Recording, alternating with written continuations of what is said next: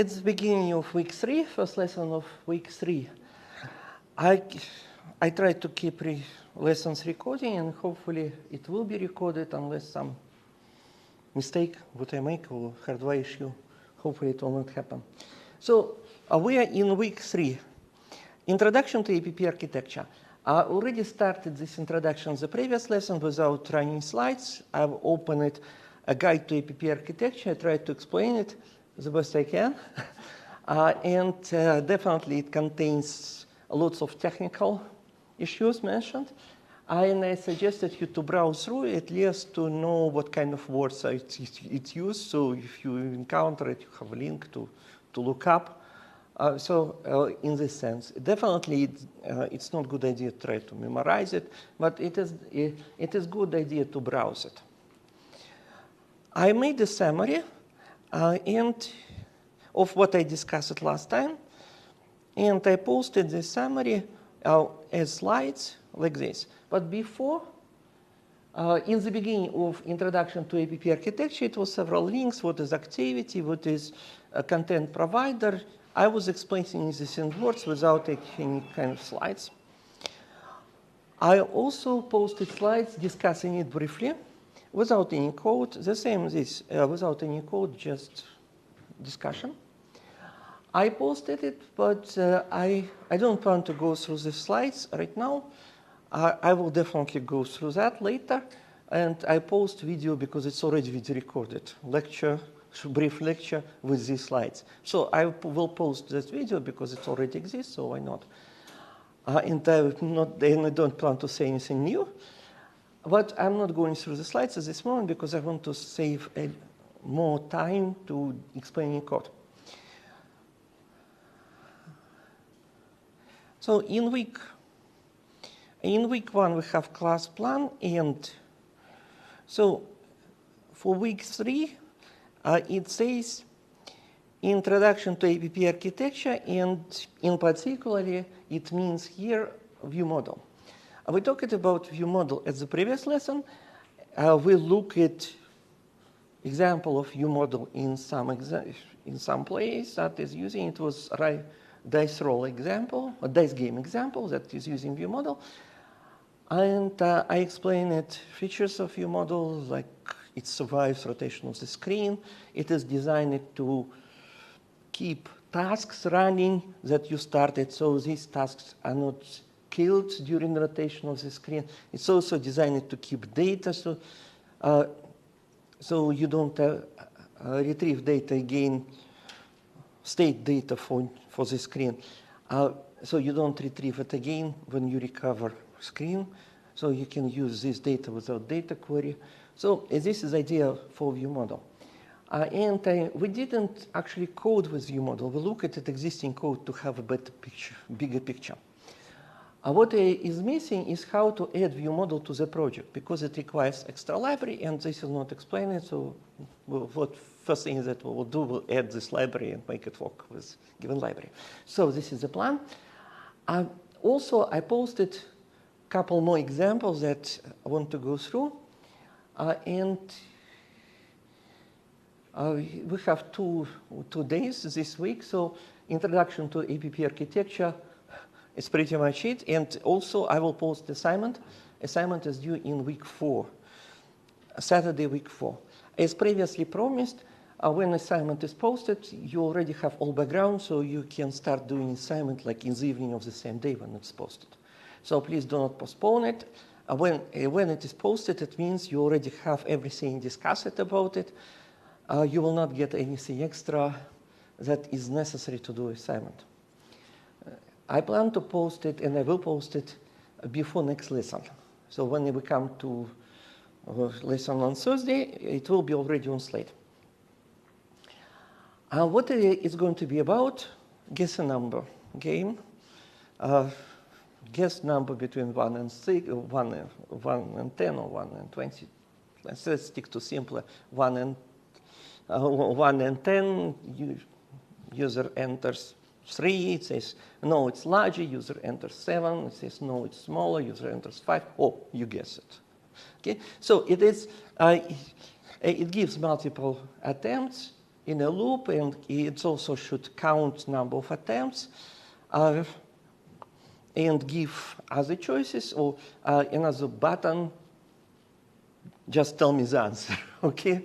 And so if the person just gives up or wants to know what answer, and another option to restart game, okay, with another number. So I definitely keep, the business logic is extremely simple because there's nothing fancy about it, right? But GUI is not. And I will ask you to store state inside of your model, so you will practice with view models, how to store state, how to reflect it on the screen. And since it is kind of state flow is on the same week, although we discussed it, you are not required to use state flow unless you want to. Today examples will also have state flow. State flow, it is definitely a recommendation from Google. It's better to use it. If you don't use it, if you use just simplest possible approach about storing state in view model, it's still fine because Google also do it against own recommendation. Why state flow is better? State flow is easier to connect to something advanced than state. So this is why state maybe it's fine for simpler example, but state flow is better for fancy example. So it is the reason why Google recommends state flow in architecture guide. It is easier to connect to fancy sources of data. So this is advantage. Definitely your assignment does not have fancy sources of data. So for this reason, if you want to store state, it's just fine. State flow is better, but make it work with the state first. Create another branch if you want, code branch for state flow. What we didn't discuss yet is how to use Git to roll back to previous saved states when it is not the one which is latest. Because so far we just click a rollback button to previous commit. That is definitely easiest. And it is the easiest way to use Git if you want to roll back to previous one, just last commit. But what if you want to roll back to roll back already committed stuff? Today I will quickly make an example in front of you how to do that. So when you do assignment, you're already familiar if you want to roll back not to just previous commit, but to any commit. So it is just extra GUI options to do it. It's not fancy, but it's maybe tricky a little bit when you do first time. This is only thing. So it is another part to discuss today. Navigation in apps. This is essential because most apps have more than one page, right? So it will come either week 5 or beginning of end of week 4. Potentially it is fancy topic, but in simple cases it's not. So we will do it incrementally. Today example, PROG2008282 has a branch that is using navigation. And one branch without navigation, I will explain today, the one without navigation, and we have another option with navigation later. Adapt to different screen sizes. It is not part of assignment 2, but navigation will be part of assignment 2. So this is the idea. Probably it's a good idea to start it earlier, so you have some time to practice. So assignment 2 will contain multiple pages, okay, at least 2. So this is a plan, and midterm, it will be a practical part that will contain a couple pages in it, view models, state stored in view models, no databases, obviously, it's too soon, and everything with data, like getting data from internet, getting data from cloud, storing data locally is local database is after midterm because it's a little bit more advanced topics. So this is our plan. Hopefully we'll stick to it or even go further. It is compressed than before because explaining Firebase, it is part of Google Cloud Platform, specifically designed for mobile apps and simple web apps. It requires several weeks of explanation in order to have a meaningful assignment 4. So we will have at least 3 weeks of this stuff before assignment 4 is posted. So you will have, it will not be overwhelming. It will be similar to example in class, but in order to explain it in a sensible way, it does require at least 3 weeks. So it is more compressed than before. So this is a plan. At the previous lesson, I said that probably our tutor of this course is on strike, but I probably made a mistake because only full-time tutors on strike. But maybe she or he, I don't know, not on strike. Are you inside, in the class? No? No? No. Okay. I will email. I don't know he or she, I will email. I have email. Okay. I got email from the tutor in the beginning of the term, what should be done, and kind of it was not clear what tutorial to do in the beginning, but now it is week 3, maybe it's some good ideas. Okay, and first I will ask the tutor if the person is on strike, obviously. Okay, before discussing it. So information from previous week that possible the person is on strike, it's probably not the case because most likely the person is part-time tutor, not full-time tutor. So let's continue. And in week 3, in the week 3, I have 2 examples that we didn't start. And in week 2, we have some examples not finished. In particular, this is mostly discussed in class. And I will briefly open it, and I will mention one piece that I want to address specifically. A GUI of it is just a little tedious. It's not fancy at all. It is browsable and reasonably self-explanatory. Explaining this line by line, it is not a good idea because once we explain one piece, we need to explain related pieces, and it is too quick in class to remember what was said 15 minutes ago. So it's better just to browse it to get general idea and look up essential things.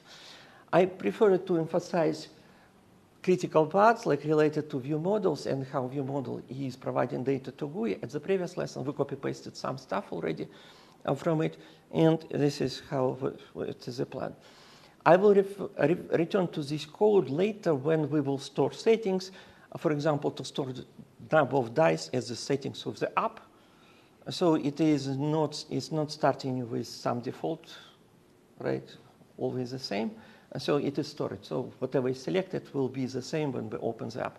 Also, there is a possibility to add history of it, history of roles. So it is stored in local database. So there are plenty of possibilities how to reuse it. Also, there are plenty of possibilities of how to reuse other examples. For example, paper, rock, or scissors can store history as well. So why not? In local database. As an example of using database. Right? Not like we really need it, but as an example of using a local database. So let's return to week 2. And example that we cloned last time, this example is called dice game. And after this, we'll return to dice cube and add view model to it. To see how to add view model. Dice game. Before going there, somebody in class asked me, "Oh, is there coding conventions?" Yeah, is there coding conventions? And I'm trying to stick to it. There is this coding style guide. Idea about capitals and small, it is similar to C#, except in C#, method starts with capital letter. In Kotlin, start with small letter camel case. So this is the most drastic difference from C#. The rest is pretty much the same. Anyway, I'm not too picky about it, but it's better to stick to what Google recommends. On developerandroid.com, Kotlin style guide, just browse through. Definitely you will not lose mark if you have space or no space in several places. There are automatic formatting of the code in Android Studio. Reformat file, it will do it according to conventions. But please use naming conventions like strict, okay, because it will reformat according to formatting conventions, but it will not rename variables. Okay, the same variable naming is the same in C#, camel case. If it is const and static, it is, last time I checked it, it was capitals with underscore. Last time I checked it, now I'm not so sure. Check it if you can. Right? So this is the idea. Browse through. It's not super important, just stick to naming conventions similar to C#, except C# is using method names starting with capital, but Kotlin is using method names starting with small letter. So this is the idea. Now let's open dice game. I will already clone it, so I will open code. But one thing that came up in the end of the previous lesson. I upgraded my Android Studio. I don't remember if it was automatic upgrade or I did it manually. I just don't remember. And some student told me that code does not run on his or her, I don't remember what student, on your laptop. And we figured it out, you need to run update on your Android Studio. So it may happen to you, depending on when you install Android Studio. So how to run update? You open Android Studio, and next step could be different for you and me. If you click on this and say check for updates, it will tell you all plugins are up to date, or something is not up to date, run updates. But it also tells me that in order to update Android Studio, I need to use this toolbox because I installed it. So it works with Android Studio. I didn't ask you to install it, most likely you don't have it. But if you install it at toolbox, it is from their website, JetBrains. It will watch for updates and it will list it here. So for me, update of Android Studio is actually here, and update of plugins is here because I installed it toolbox. If you didn't install toolbox, it will be all in one place. Check for updates.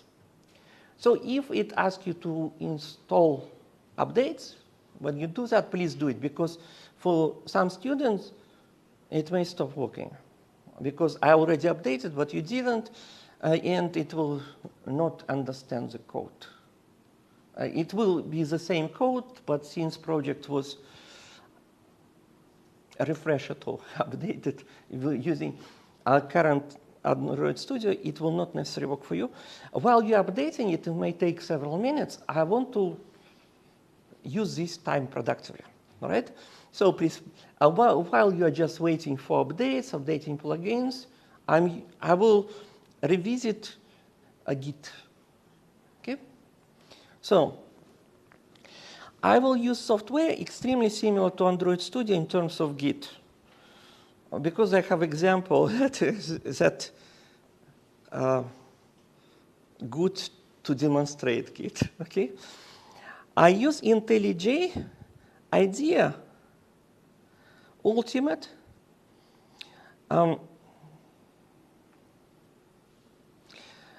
because it has exactly the same interface for Git. So you can repeat the same steps. And I don't have Android examples that good, okay? But steps is exactly the same, menu options are exactly the same. Why it looks so similar? Because Android Studio, it is IntelliJ with extra plugins written by Google. So this is why. When I was teaching this course before this iteration, I asked a student to install IntelliJ just to run Kotlin. And now I decided, okay, we can run pure Kotlin in Android Studio. We don't need to install. All right, so I do it to show demo. Okay. So you see it is somewhat similar to Android Studio. When you click on this part, the same button, it opens Git, it will show commits. Right? The same color convention, you see this is blue, it means it was changed after last commit. This also, right? So this means in brownish color, it means this folder is listed in git ignore. So it means Git is not tracing changes. When you commit, you click commit button. You select everything just like Android Studio and provide explanation like made the number of days selectable.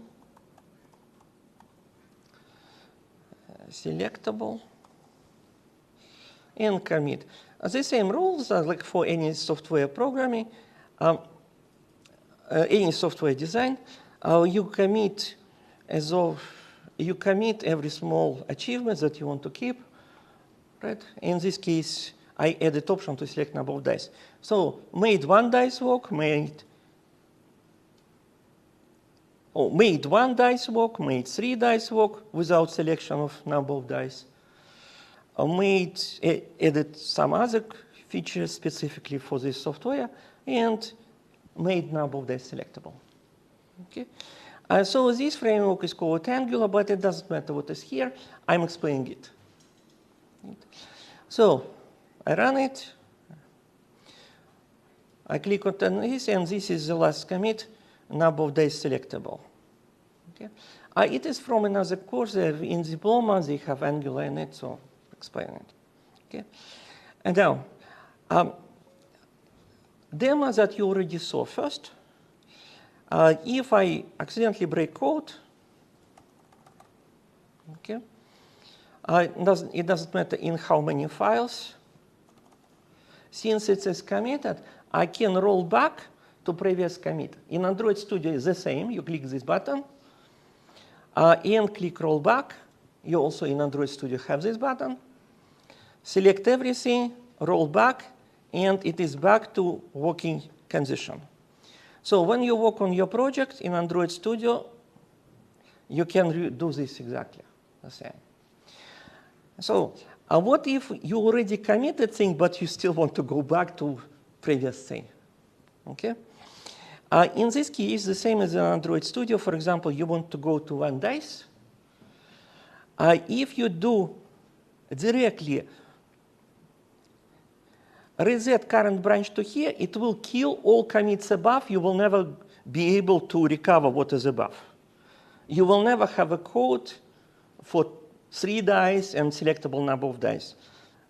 The same as Android Studio. Reset will kill all commits above unrecoverably. Okay? It could be a good choice, but you have to think about it, doing it. Okay? There is an option, the same in GUI in Android Studio. It is revert commit.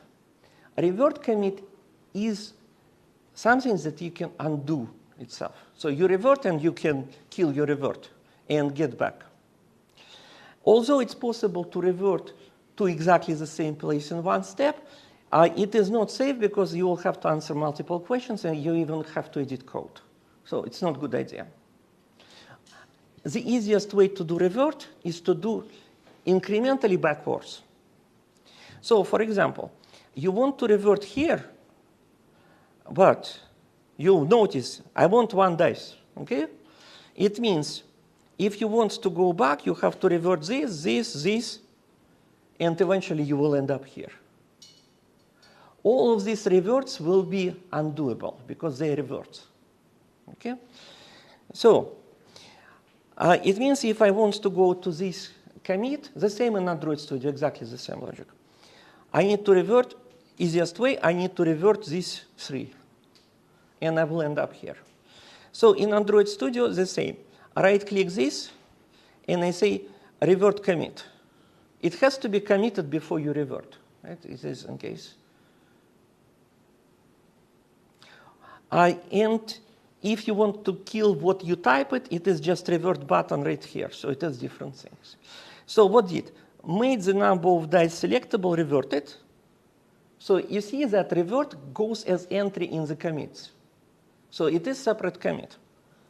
So if I click on this,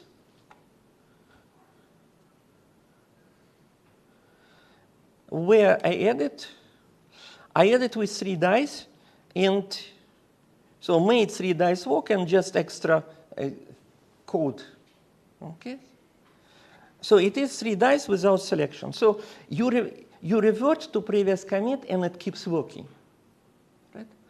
Now, if I jump here, I'm at risk to break it. So I revert this one, and after this I revert 3 dice to get to 1. Okay? So again, right-click on this and say revert commit, and it goes revert components input. It will be the same behavior. It is just restructuring code. Click on this and revert 3 dice walk. Revert, and it goes on top. See? So it is backwards. Now, since I reverted made 3 dice walk, where it is made 3 dice walk, I ended up with 1 dice. Okay?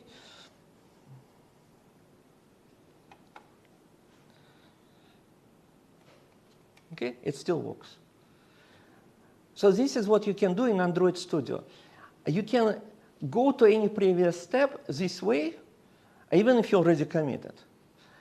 Definitely the easiest way to deal with it is just revert your code before you commit, right?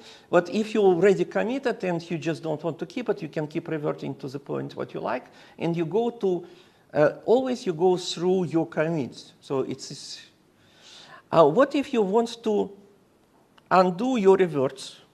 Remember about reset option. A reset will just kill everything above. So for example, if I want to undo all reverts, I select this one and say reset, and it will kill everything above. If I want to undo these 2 reverts, I'm here to keep, to stay here. So I reverted 3, right? And I reverted that component's extra feature. So, but if you want to undo all your reverts, you just select what is here and reset everything above. Because reverts are commits on top of it. Okay? So right-click on this and say reset. Reset current branch to here. And there are options to reset just Git commits, to reset and keep code, what you have already in the project, or reset Git and change code. This is probably the most common one. You just go how it was. You change code and you change commits. Okay, right? So hard reset, and you see everything above. Selection is killed. So when we run it, this is selectable and this works. Right?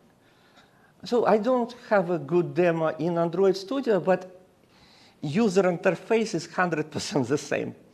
You can do this in Android Studio, and please consider doing it. Consider committing reasonably often, and if you want to go back, you can go back to any point.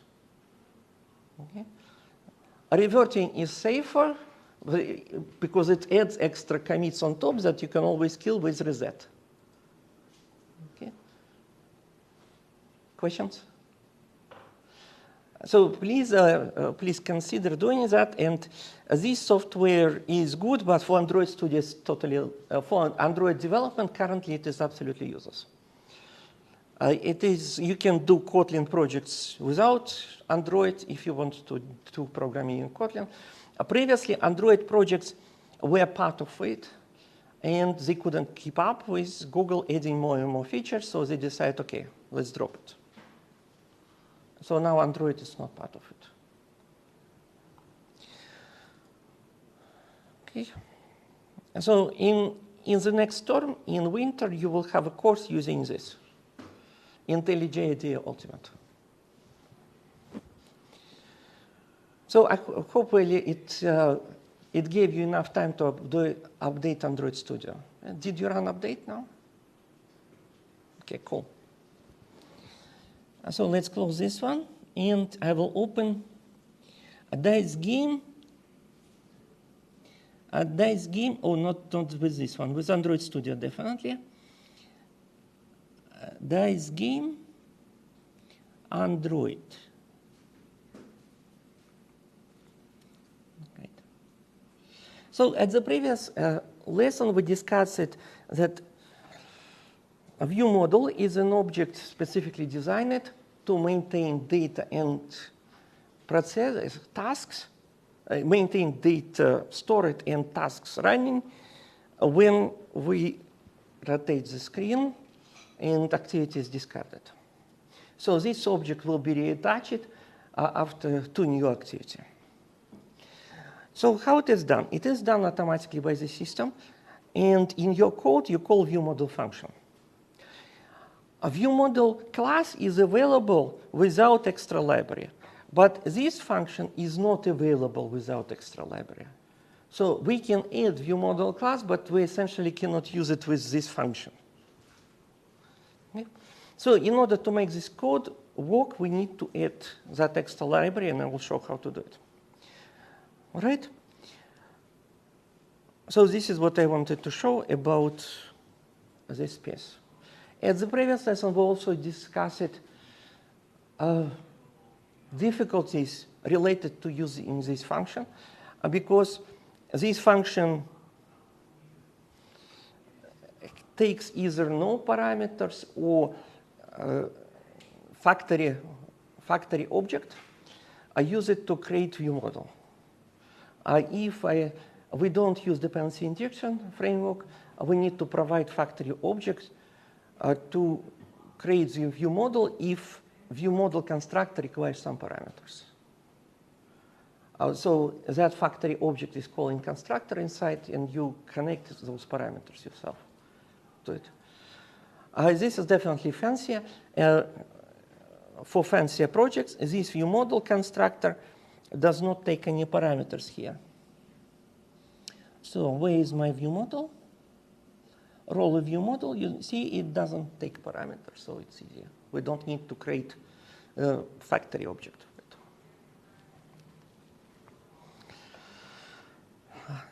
This is using stateflow. In your assignment, you don't have to use stateflow. If you want to use stateflow similar way, absolutely cool, because this is recommended way by Google. Use stateflow inside of your model. Now, let's open an example which is different, that we type it in class. So at the previous lesson, we created a project that worked with one dice.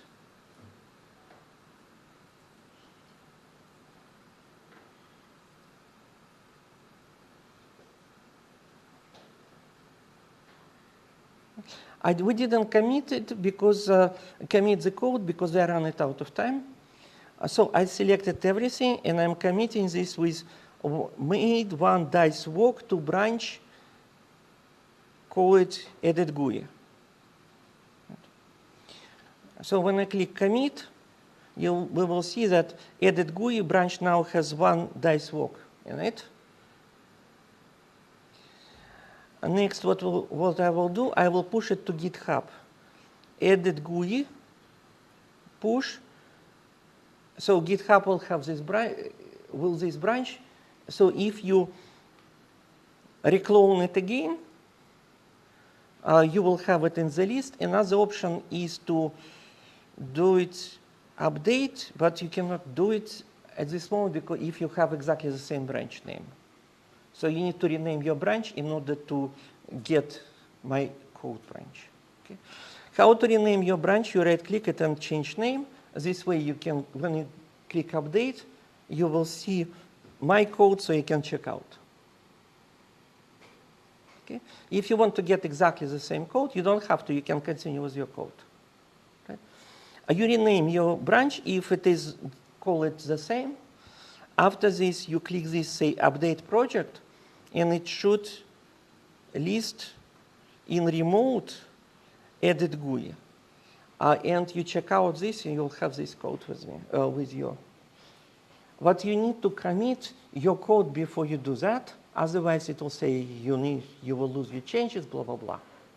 So you commit it somewhere in the existing branch, and after this, rename this branch and do update. Okay. I will continue with this edit GUI because technically we add more GUI more GUI code if we add view model. So what do we currently have? We have a root screen file that contains everything except main activity. So in main activity, we have app root screen, compose function that is defined in the file app root screen, this one. So we put all GUI in this file, and business logic is in the dice cube file. Okay. So what did we do inside? We stored dice cube in remember, but so we don't recreate this object each time. And we stored value of dice in the dice value, and this, since it is remember savable that contains mutable state,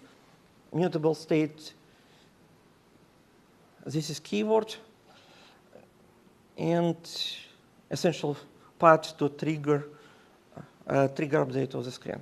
So when content of this object is changing, it will trigger update of the screen. Okay. So if we store data in view model, we still need to trigger update of the screen. So this part is unavoidable.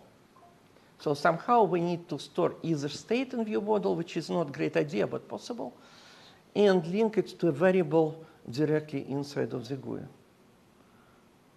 But when you do so, you don't need to do remember because it will be remembered. It's stored in the object that survives rotation. Okay? So it will be equivalent of remember savable. Okay? So let's work on that and add view model to it. So I need some view model class, and let's call it dice cube view model. Why not? Or dice view model. Let's do it dice view model. Okay. So way to put it inside of UI, since view model is part of UI. So right click new, Kotlin class, and let's call it, yeah, maybe dice cube. A dice cube view model. Cube of view model. Okay. In order to create view model class, we don't need to add that library. Okay. So dice cube view model, enter, and we got dice cube, the class file, and we want to add it to Git because it's part of source code. And now it is in green color because it's new file. Git knows about it, but we didn't commit it yet. Okay. When we create view model, we need to inherit it from view model class. Remember our guide from Google? What we look at the previous lesson, it says inherit from view model. Older way to do it from Android view model. Don't do that. So we inherit from view model now. View model.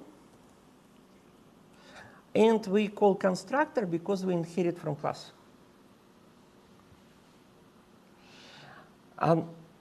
We need to import view model, so move mouse on top of it. It will tell you import view model.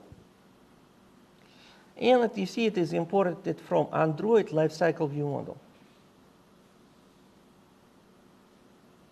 Okay. Now we need to store data.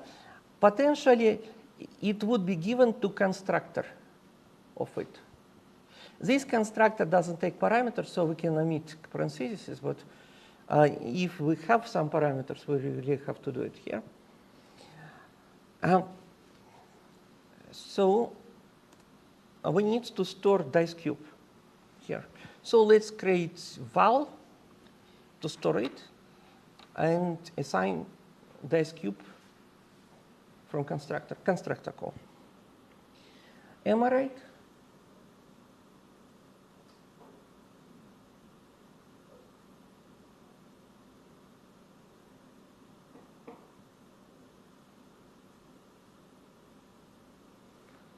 We can definitely have that. It's one of the choices to produce data, actually. Right? So let's do that. So val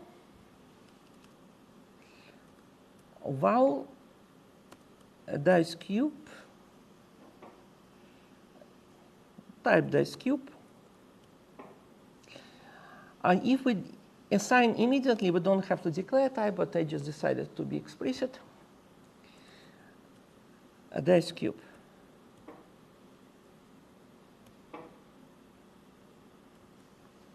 So it is initialized by constructor call. Okay. So potentially we can get value from view model. But when we do so, triggering screen is, we can get this from view model directly. But if we think about logic, it is more tricky to have to get screen triggered. Just because I played with it, I figured out this. Okay. It is easier if we make it private, so it is hidden. But we will make public state available, readable, public state. Okay. So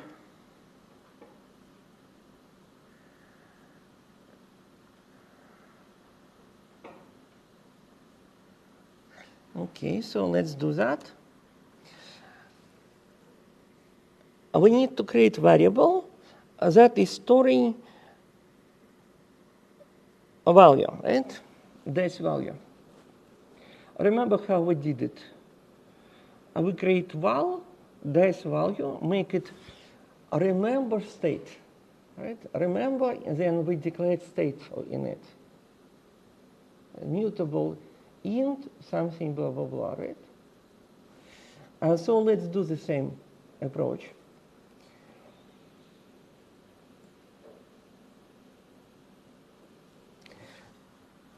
Val dice value. But since we want to make this trigger the screen,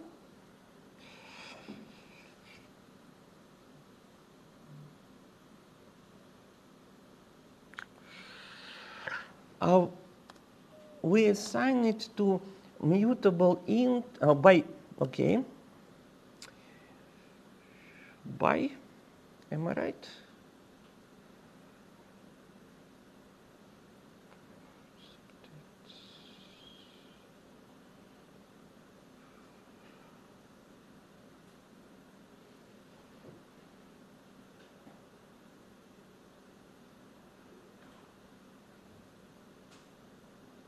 Okay, by, and remember how it was? Mutable int state, right? A mutable int state, mutable state in off, right? And initialization of with dice cube.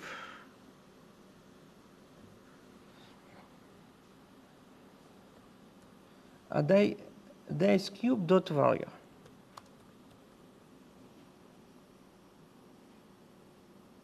Okay. By This value is never used. What is this one? Let's see. Use int mutable int state of, import mutable state int of. What is this? By has no method get value. So we need to import, remember, get set value. Here it is. Well, okay. This part is owned by view model. Right? If we want to use the same concept, single source of truth, we need to make it not updatable. Outside of, updatable directly from outside of view model. So technically, this should be var, but not var in terms of assignment from outside. So we say private set, so this cannot be updated from outside of the file. Am I right? It says import what? Import operators set value. Because I changed it val to var, now I need to import set value. But I made it private set, so I cannot set it from outside of view model. Okay?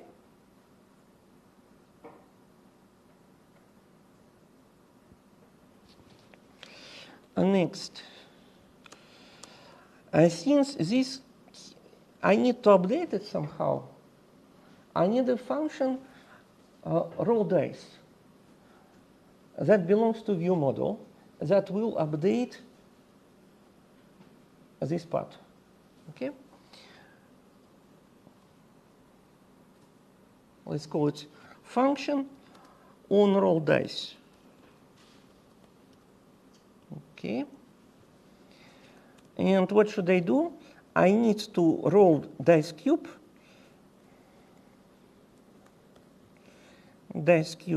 roll, and I need to assign new value to dice value. So dice value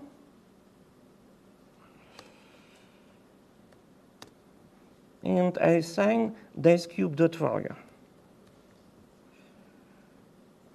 Dice cube dot value.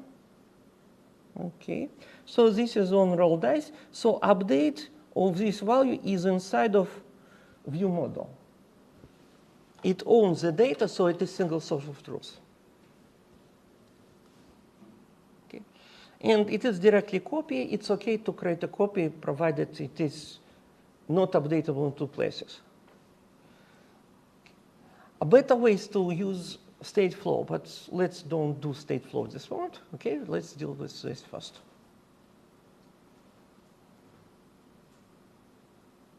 Okay, so I use this as just data, kind of data source, and this is my state.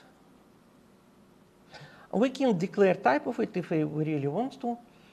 Type is not necessary if you just do initialization right away. But what is the type for this? Any idea? Int, right? It says int.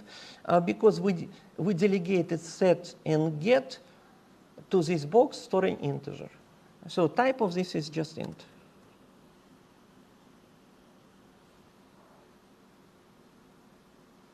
Okay, but assigning value to it will trigger update of the screen if this box is referred inside of our code, inside of our GUI code.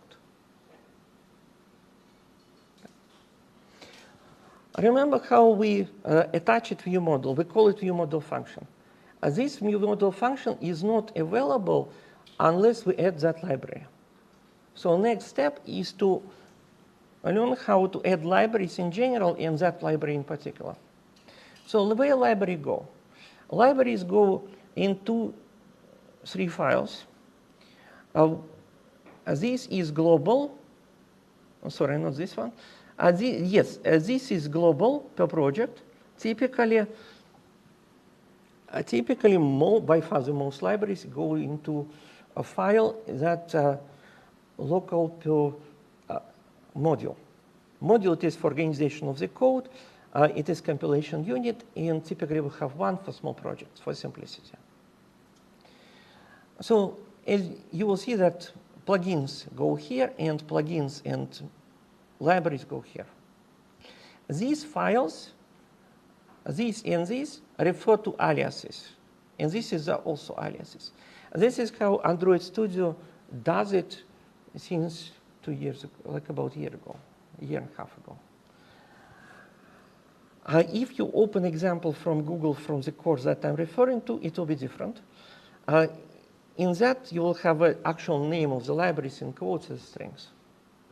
And now we have 3 files, 2 files referring to aliases, and a file which is TOM.ml extension that is defining these aliases.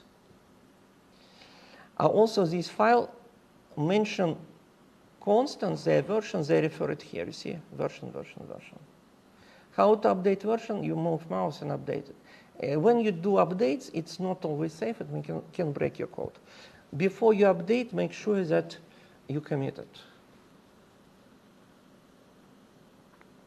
Okay. I will do update after I add view model and after this together when it makes work, since already started to change.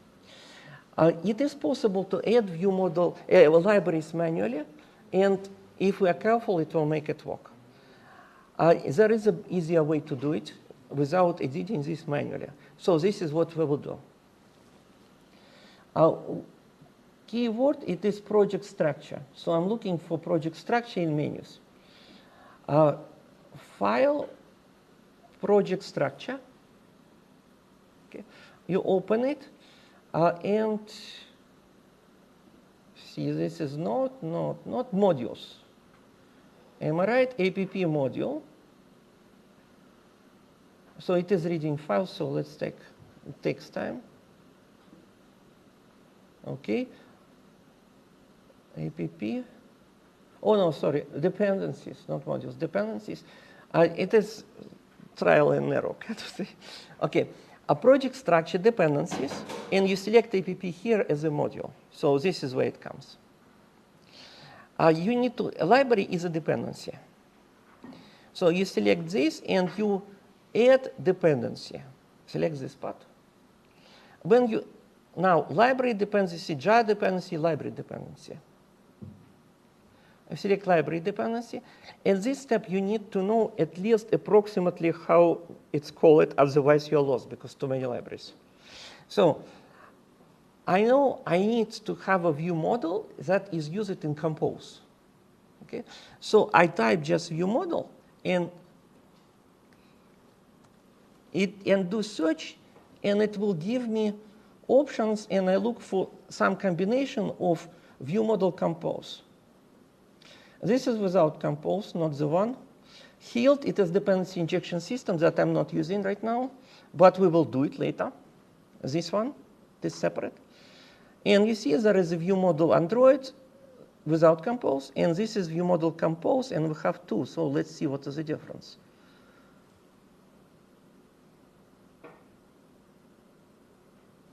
It could be challenging. What is the difference between these 2? So I'm going with the simplest one because it was working before for me. Okay, this one. And there is also some desktop, blah, blah. This is definitely different. Okay, so view lifecycle view model Compose, and I select not alpha because alpha it is not stable. Okay. All right. Now click OK. And OK. So it added something extra. This one, version lifecycle view model Compose. What is added? It is some kind of market. So let's go. You see, it's new essentially. And added this entry. Okay, and this is it. After editing these files, we really must. It's not an option. to run this part.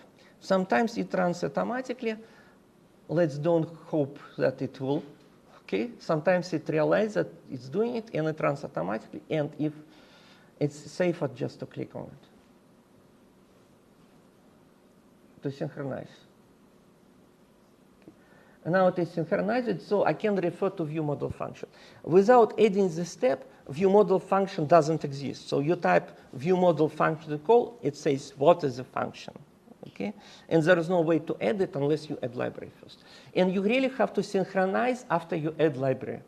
Don't count on the fact that sometimes it's synchronizing automatically. It's not always the case. Okay.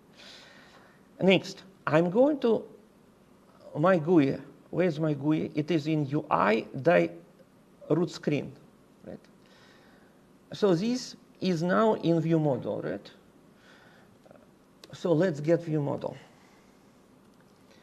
Val view model, dice cube view model. We need to provide type because view model function will figure out type from where it is assigned. It is not typical function, it's part of the framework. So Android compiler will figure out which view model to create. And type is picked from the type of the variable. So this is the reason why we need to declare type here. So it is dice cube view model. And we assign it by calling view model function. And now it is found because we already included library. And at the top, you will see that it is imported automatically. You see this one, compose view model. When we type it, it's imported automatically because we added library and synchronized it. Okay. Okay. And now we got view model. We don't need this part because it's already in view model.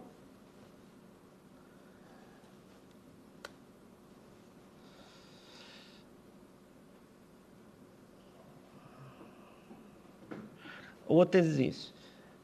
We still need a variable that will trigger update of the screen. Because currently it is in view model and we don't have reference to it.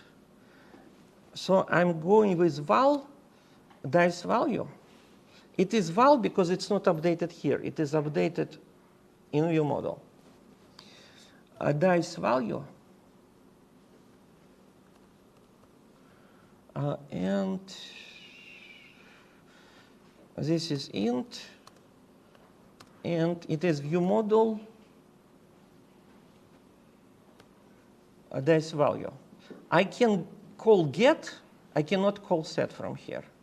Okay. This is wrong because I repeated the same variable. I cannot declare the same variable twice. All right. So I deleted this. Now it's fine. All right. Next, it is still broken because I changed the code. Let's look through roll and this. Okay. I definitely need to call roll, but not from this place because this variable does not exist. I need to call roll from view model. Right. But yeah, I can. Okay. So our view model on roll dice. Okay. This variable this variable is not updated directly because it is let, or not let. It is val. It is val. I don't know what you're trying to. I'm creating view model. Yeah. I created view model. Now I'm linking this to the code. So I'm moving stakeholders, all data handling, into view model. Okay. Previously, we had data handling in this file. It doesn't work well if we have a fancy data, like we need to connect to database. There's no way to do it directly in GUI. So I'm looking ahead to projects that have fancy data, because the approach how we did it at the previous lesson just doesn't work for fancy data. Although data is not fancy right now, I'm explaining complicated approach with simple data, so I don't have two steps of complexity, complicated data and complicated approach. Okay? What's the summary of like what you're trying to do with this? Move stakeholders to view model. This is summary. My state is stored in state value stored in state function, no state function, state object, and I moved this to view model. So I'm moving state. This step is called moving stakeholders to view model. Okay. Now this is stored inside of view model, and this is updating this value. So I don't need this step, right? Because this is updating it. So let's see if it works. Hopefully it will. If it's not, this would be embarrassing. Because I did similar thing, just in summer it was working fine. Okay, so let's see. Okay, let's see. So I stop it and let's run. It is definitely not the best. The best recommended by Google is to use state flow. Okay, so let's commit it, and after this we will use state flow maybe as a separate branch. Okay.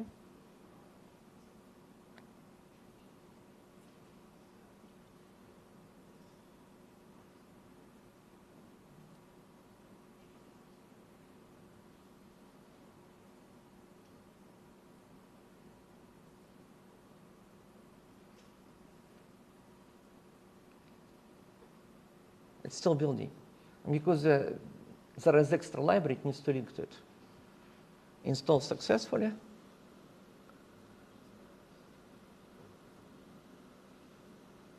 Yes, it works. I was scared that it wouldn't. Who knows what changed it? Okay, this you can see very similar approach in simple Google examples. They store state directly in view model, similar to what I did. If example is just slightly above elementary, they use state flow, not state. This is mutable state, so this use mutable state flow. What is the difference? Mutable state is triggering update of the screen, so you use feature of this object. When you use mutable state flow and state flow, they do not trigger update of the screen. So you still have to have variable which is state. So it becomes two-step process. Advantage of using state flow is that it is easier to link fancy data this way. There's no other advantages. Okay. It is just extra step in complexity that is necessary if data, for example, coming from database.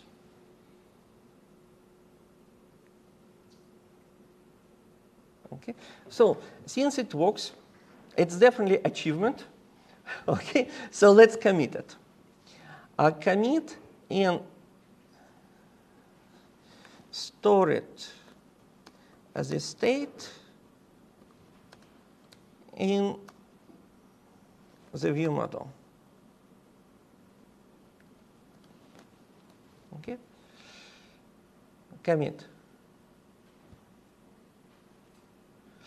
So when you do your assignment, you can do that if you want.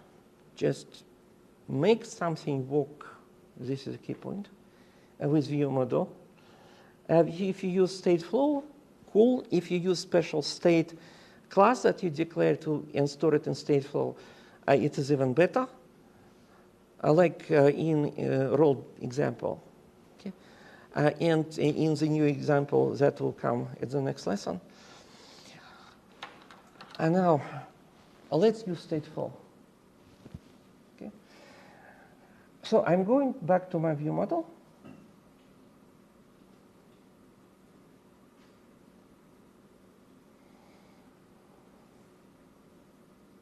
That's view model.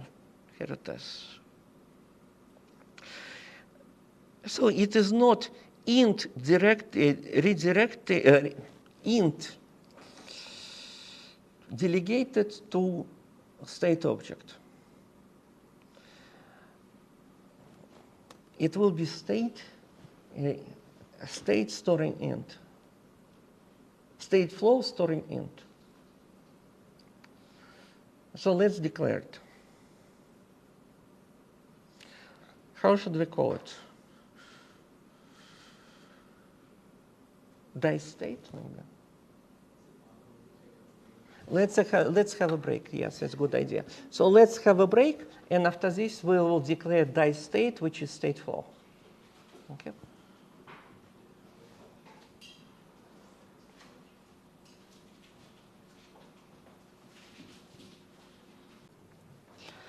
Before the break, we added view model and we stored data in the view model. And this is the simplest possible way to do it, is to store state in view model. Some Google examples from Google for Android do that. There is a fancy way to use state flow inside of view model. And we'll have another version of it. But before going there, since I mentioned updating libraries, so let's do that. I already committed the code that we typed before, and I push it to GitHub. Last commit is called stored state in view model. If you type it with me, doesn't matter, you don't need to get my code. Next, let's do update of libraries just for sake of knowing how to do it. Before you update libraries of your project, you definitely need to commit, because updating libraries, do we break it? Sometimes, not often. Sometimes it happens. And since we don't know how it was, we don't remember number, it's hard to put it back. So as a rule, before updating anything about your project, like update AGP, AGP stands for Android Gradle plugin. It's also a kind of library. Some executables to build your project. And libraries, they all versions, all those versions are mentioned inside of this tom.ml file. Do not update AGP directly here, because it's not safe, it breaks stuff. In order to update AGP, there is a special menu option. Tools, AGP Upgrade Assistant. When you need to upgrade it, it will probably pop up window for it. If it didn't pop up window, it's probably you don't need. So when it opens AGP Upgrade Assistant, you see it is the same. So this is why you didn't have pop-up window. If you want to update it, the same as libs, you have to commit before doing it, because this step may break your code. It's possible to fix it, but it takes time. Especially if you're working on assignment, it's not even your code, it is some library numbers, it breaks because of it, and you may get stuck for hours and hours. So for this reason, if you want to do this step, definitely commit before. So you can unroll it so you don't waste your time on this. So this is not safe to change directly. These are reasonably safe, but you still need to commit it before, because these also known to break. How to do it? You move mouse on top of it and say, change to the one. You do need to synchronize after you finish changing it.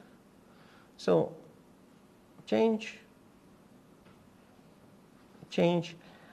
This is the same as elephant button. It does exactly the same stuff. So you can click this or that. In both cases, it will synchronize the project. Elephant, it's a logo of Gradle. So it is the same, synchronized Gradle, it's builder system of your project. So it's better not to change anything while it's working on it. Okay. Just wait. And after you make sure it is working, commit again, and just with simple message updated libs or something like that. This is what I will do. So it's a demo how to change libraries, library versions to new one. It is relatively straightforward, but please commit before doing it, because sometimes it does break. And it's possible to fix by changing the code, because some libraries become not compatible to previous version. And it may take time to figure out how to do it. All right? So it seems like synchronized, it's fine. So let's stop it and run to make sure it's running. Okay. Sometimes we need to clean build. If it cannot build, after changing libraries, we need to do clean build. Clean build is also option from the menu, build, clean project will delete temporary files after this you build it. Okay. So sometimes either with updating libraries or something goes out of sync, you see it misbehaving, try to do clean project. So it's an option also useful when something is obviously going wrong. Clean project. Okay. So it appears like it works. So I commit it. Select this. It is here, I just removed space. Wrong place. It's not very useful. Updated libs.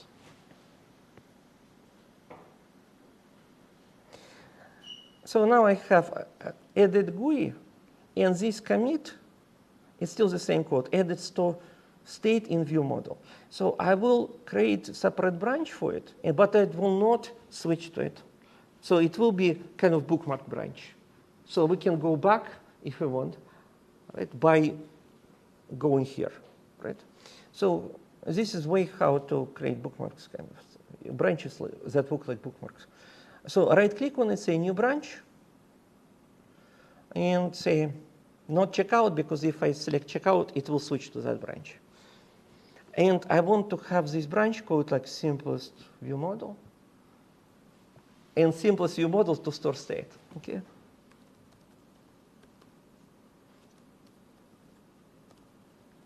And one more commit today, it will be used state flow into this project. Simplest view model, I didn't check out. It means GUI is still here. Added GUI branch is still here. But in local, I have simplest view model. Okay?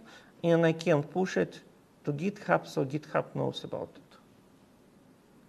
So when you update your project, you will see this branch simplest view model. So, or reclone it, you will see it. Okay. I'm still in edit view model. This means I need to update GitHub if I want to. And I say push, and it will update GitHub with the latest one. Edit libs, whatever. Okay. Next, updated libs. Next, let's go to view model and change state to state flow. So I'm in my dice cube view model. I keep this because it's my data source. I need to change this, so I will create variable for the flow, state flow. I will use just different name, so it's obvious what it is. And after this, I will just delete this part. So I will call it dice state. Yeah. Val, because object is created once, but content will change. So this is why it's val. Val dice state.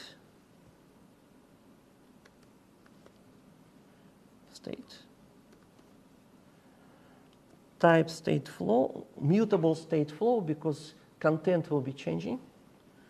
Mutable state flow. And stored value in it, type int. So it is generic. Remember how you have generic in C#, right? Generic list and whatever.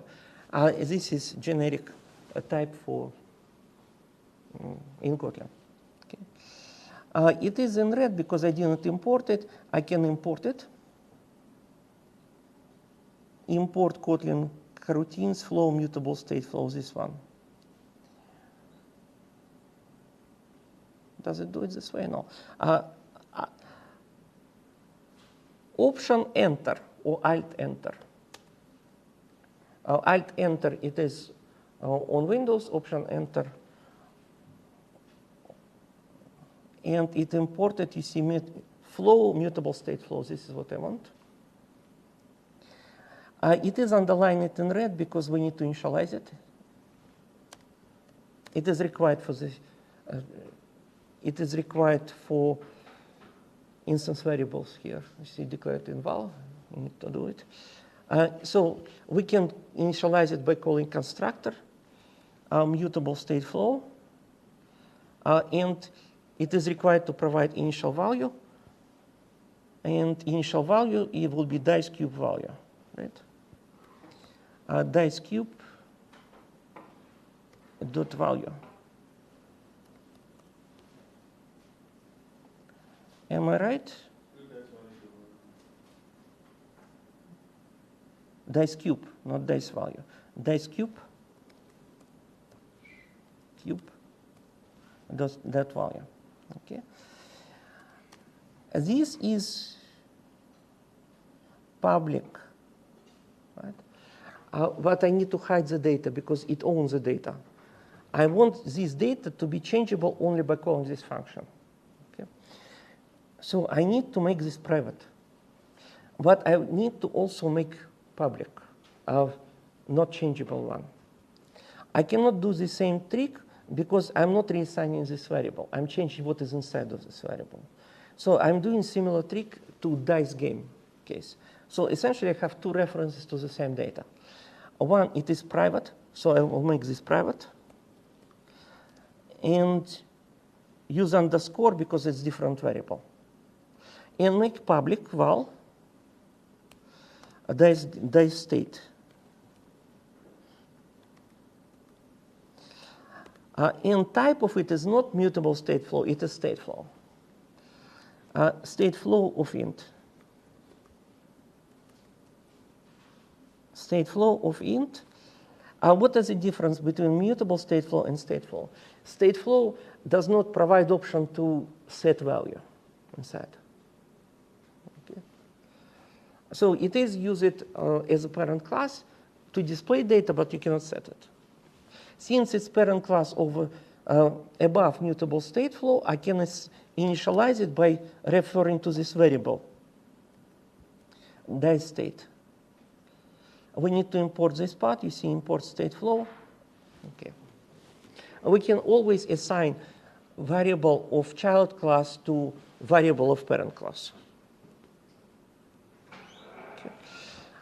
This is immutable because I cannot call dice state dot value an assignment because it does not provide assignment feature.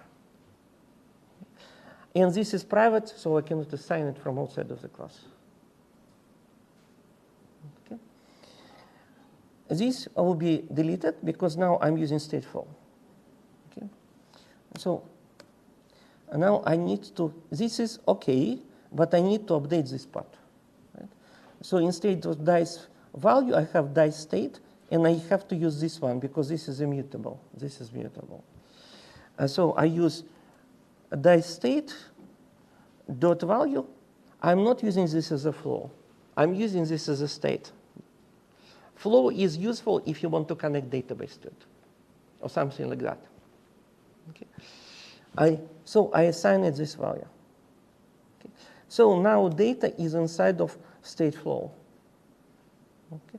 But my GUI code is not matching it. So I need to change GUI code in order to make it work. Okay?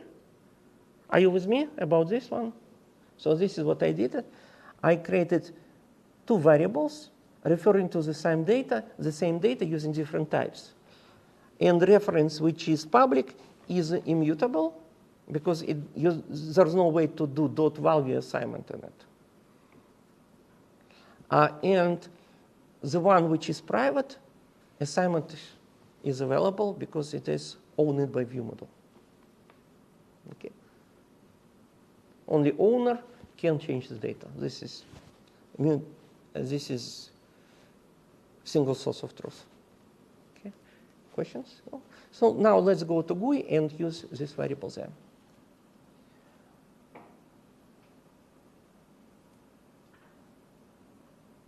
There are variants. It's not the only way to do it. There are multiple ways of doing it. Like cooking chicken, it's multiple right ways of doing it. There are definitely wrong ways of cooking chicken, but there are multiple right ones, right? So the same is about programming. Let's go to root screen and fix issues, because they changed code there outside of it. So let's see. This is definitely the same. Right? And this, why not? But this is wrong because I don't have days value in it. Okay? So if I say what is called day state, there are multiple issues with it. First, this is not integer. It is mutable state, blah, blah, blah, right?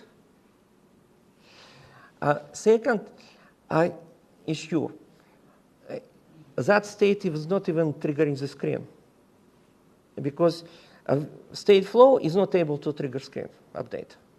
So there are two issues with it, unrelated. Right? So first, let's deal with triggering screen. Okay.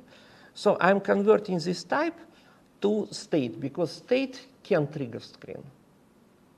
In conversion, it is collected state. Collect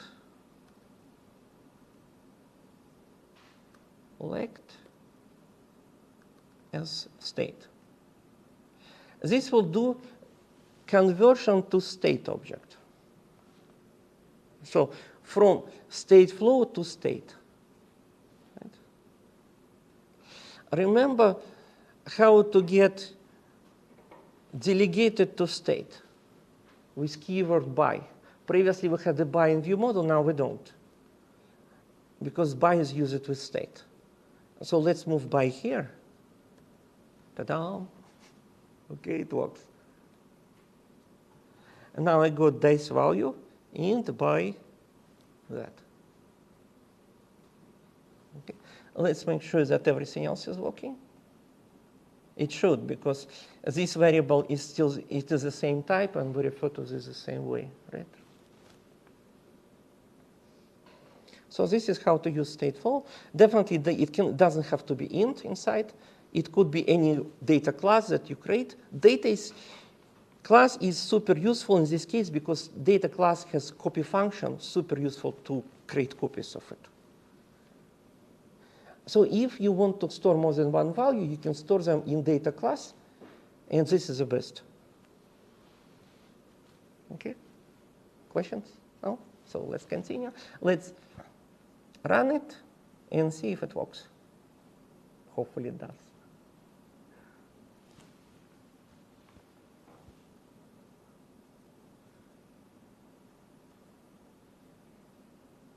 Yes, it works. Okay. So let's commit it.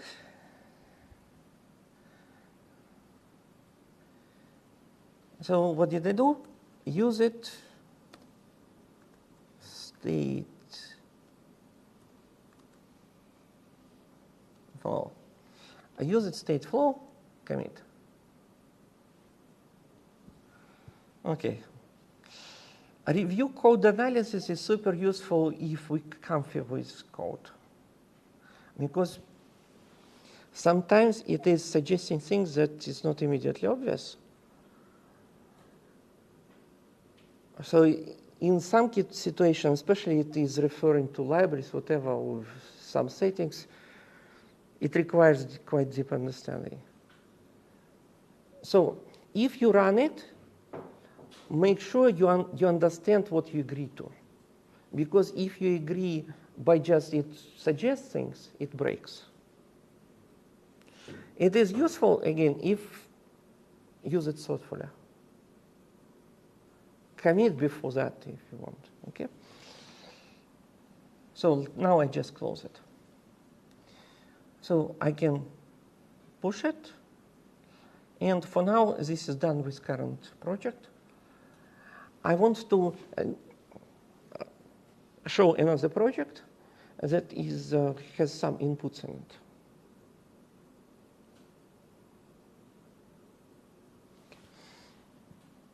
Now we have about 45 minutes, so it's good. We probably can cover 2 even of them. Okay. So what is the next example? I'm on the slate. There is example called tip calculator. It is variation of example from Google course tip calculator, but it is fancier. Okay. I'm not repeating Google course because you can read it. It's not a big deal, right? You don't need a person doing exactly the same what it says because it says click this, type this, click this, type this. So it is slightly fancier version than that. It is fancier because it is using view model, but they use a version that they use code that without view model because it was earlier in the course. So let's go. I will go to slate.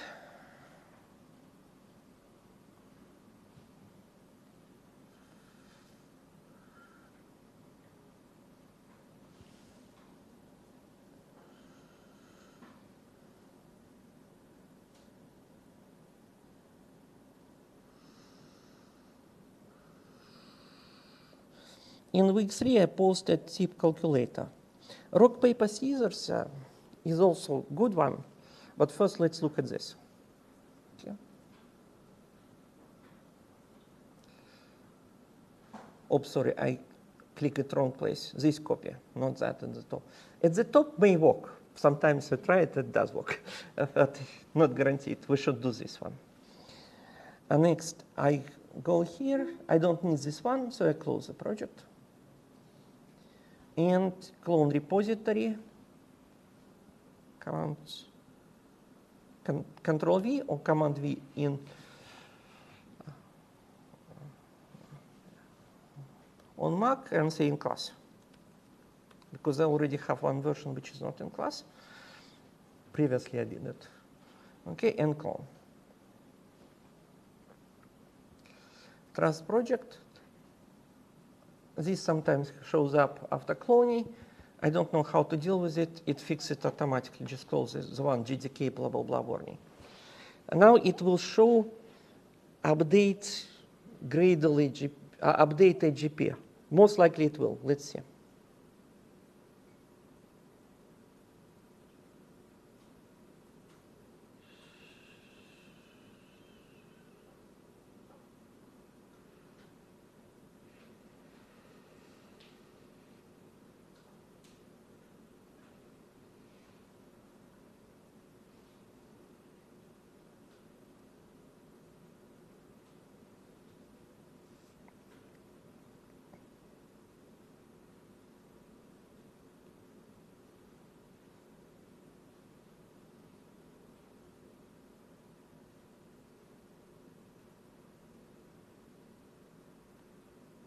Okay, importing.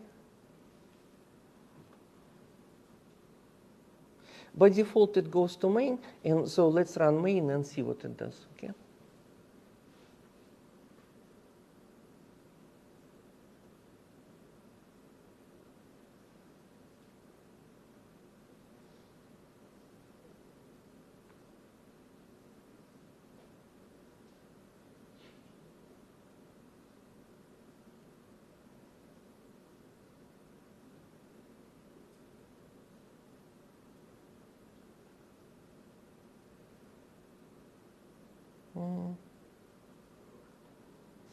Oops, it's low. I cannot do anything about it.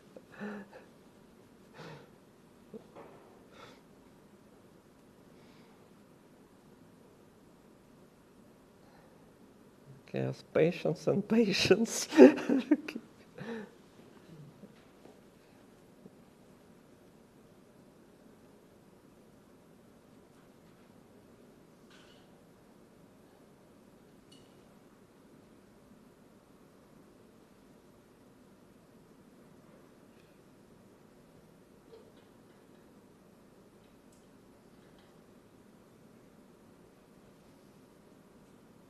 it's better not to touch it while it is importing, because this is a place where you can really break it.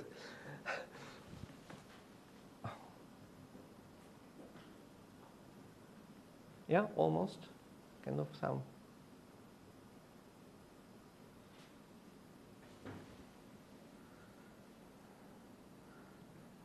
There is option to show details somewhere, but I prefer not to. Oh yeah, you see, there's details here, but it doesn't say. Sometimes it shows what it's actually doing when we click on it. Not at this moment. Oh yeah. Yes, this is what it shows up. You see, start AGP upgrade assistant. Okay. Now we know it is committed.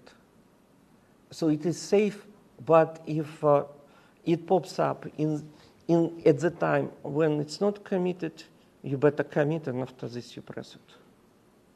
Okay. This can break your project. But since it's committed, we can always revert. We already know about reverting. This was the first thing explained today, right? How to revert projects. Start AGP upgrade assistant, and you see it wants to upgrade from 8.6 to 8.13, run selected steps. So it's a demo, because you will see this a lot. Okay.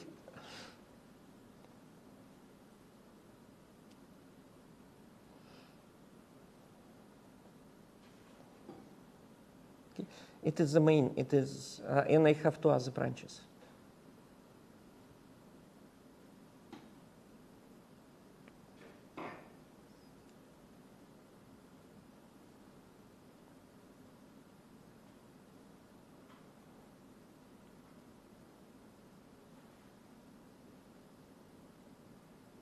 As you see, it may be time consuming.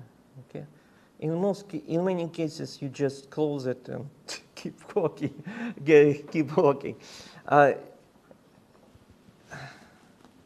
This is what I will do when I switch branch, because when I switch branch, it will want to update AGP again for that branch code.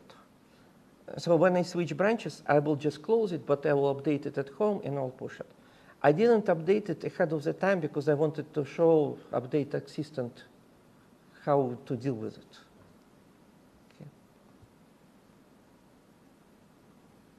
And that is the fact that it is slow, potentially slow, it's also information. Okay. All right. So it appears like, yeah, you see, succeeded, and it is synchronized already. When it runs update, it says sync succeeded.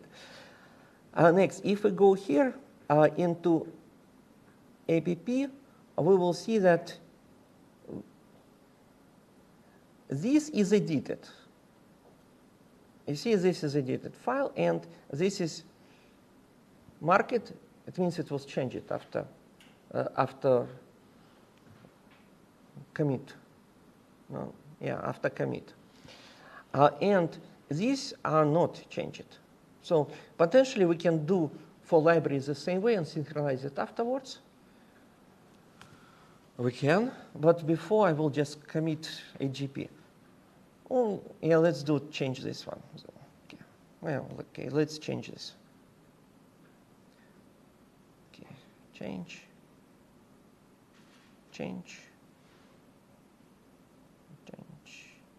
I will not do it in front of you for two other branches because you see it is too much.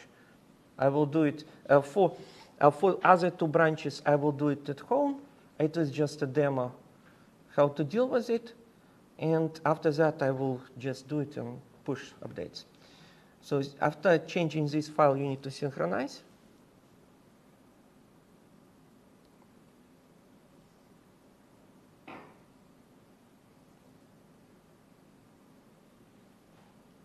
I still didn't commit, so I can unroll it if it broke.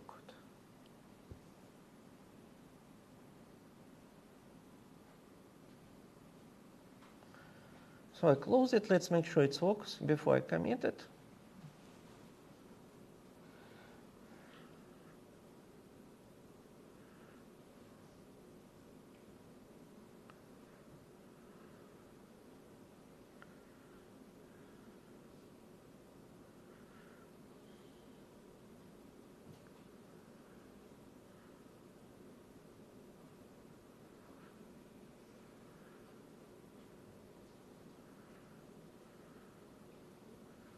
broke it.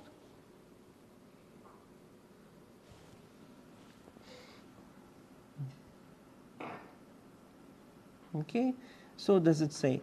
APP is currently compiled against Android 35.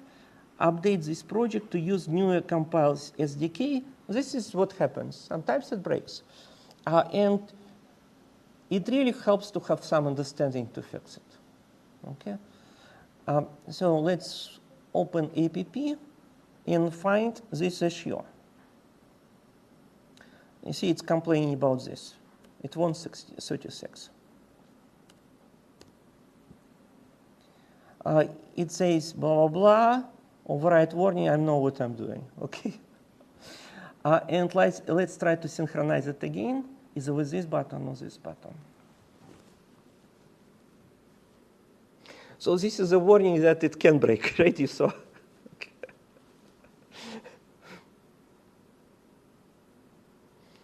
Build successful, so let's run it.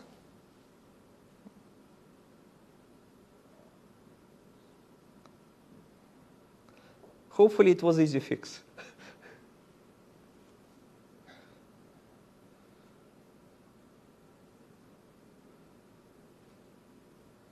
Okay, seems like done.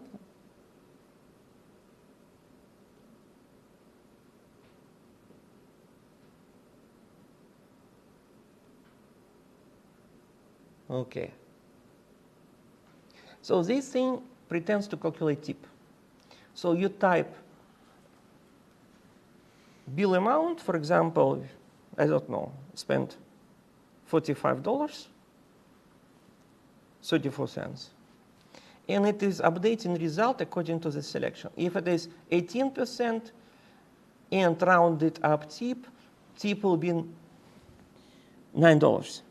If we don't round it, it will be $8.16. And this is tip plus this amount, bill amount. So it updates as we change. See, it is changing state on changing inputs, and changing state triggers update of the screen. There's no calculate button. Yes? Okay. Because inputs are changing state, and state triggers update of the screen. Okay. Since after running this update, I made it work, it is definitely something you want to keep. I select everything, including versioned files, and I say updated lives. I will push it to GitHub, this update. But I would have to do it for 2 other branches if I want to do it. Okay?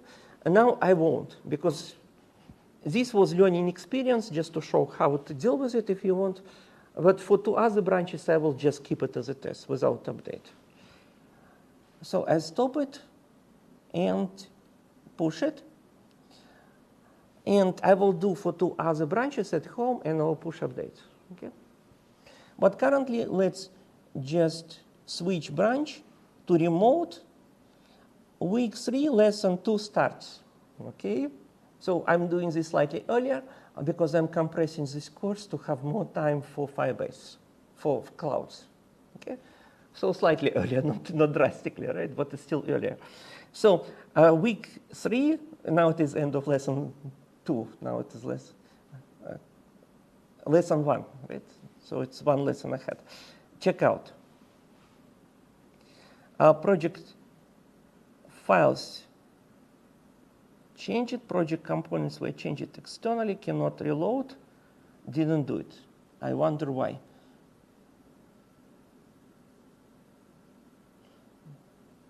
Okay, let's sync it. Hopefully it will fix it.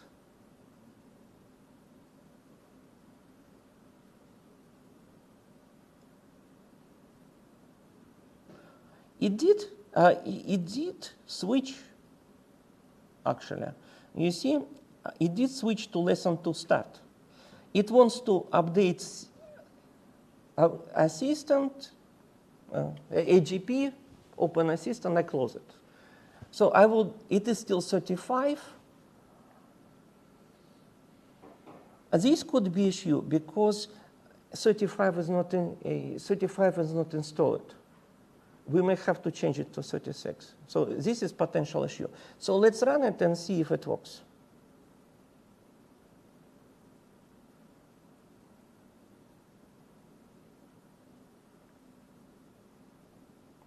Maybe it will. It can compile it with 36. Who knows? It's kind of backward compatibility. Let's see.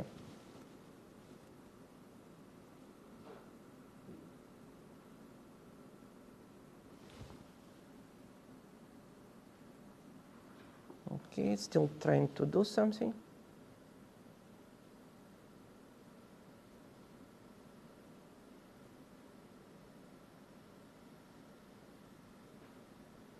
Build successful? Okay.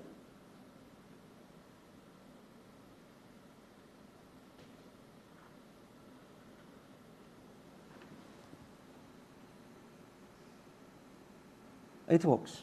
Okay. 45, and it is updating. So let's see what we have. So it is starting off second lesson of week 3. Right? So I have app root screen, I have main activity. In the calculator, I have some layouts. Right? This is UI, and I don't have view model. So this is starting version without view model. And I believe that when I was teaching it, I was creating view models the same way I did it for simple project. But eventually I committed, so I have another commit with view model. So let's see what we have without view model first, because now let's talk about user inputs first. So app root screen. In main activity. In main activity, I did the same. I included app root screen. So in this case, it's not different. Right? So let's open app root screen and see what is inside. I have dialog pop up, right?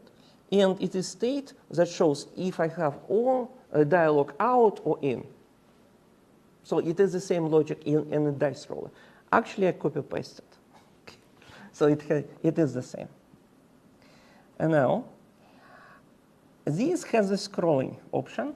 So if I rotate the screen, I can scroll it. So it does have scrolling in it. Oops, this is not scrolling. This was settings screen. Here it is. These are notifications. Okay, this. Okay. And now let's rotate it back. Okay. So it does have scrolling, you saw. So this is, in order to set up with scaffold, I need scroll bar behavior. Okay. There are several options, and the one that I have is folding toolbar when I scroll.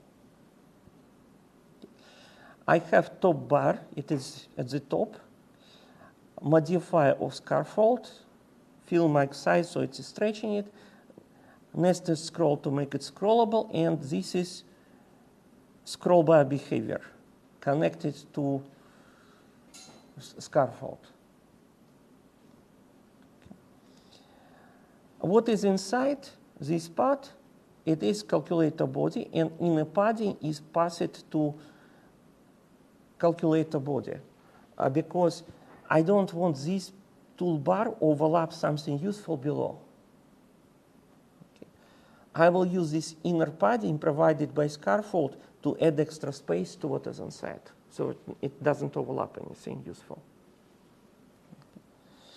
And calculator body which is here, and this is the logic for dialog popping up. So when it is true, it will call constructor that is showing up. And this is what is updating it. Okay? Right. So when I call toolbar constructor, it receives on help click button.